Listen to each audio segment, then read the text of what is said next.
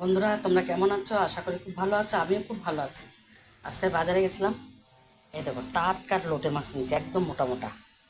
এই লোটে মাছটা আমি একদম শুকনো করে রান্না করব। কিভাবে করব তোমরা দেখতে থাকো। কড়াতে একটু তেল দিয়ে দিয়েছি, কালো জিরা আর শুকনো লঙ্কা দিয়ে দিলাম।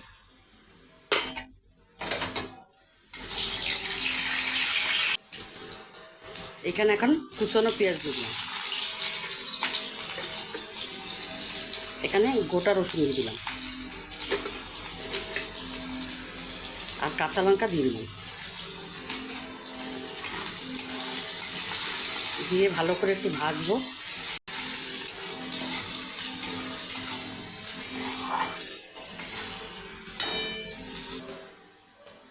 এখানে একটু আদা আর একটু রসুন বাটা দিয়ে দেবো।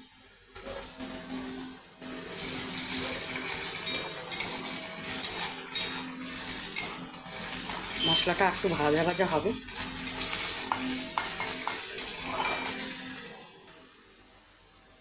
পেঁয়াজ লঙ্কা আদা আমি কি সুন্দর মশলাটা ভেজে নিয়েছি লাল লাল করে।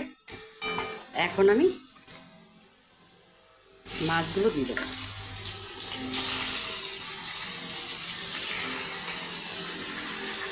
আর উপরের থেকে সব মশলাগুলো দিয়ে দেবো।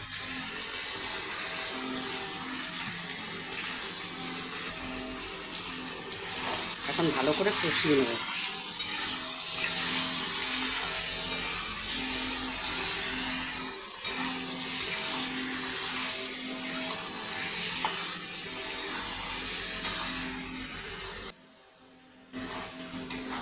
ভালো করে জল শুকাবে। নাড়াচাড়া করে দিলাম।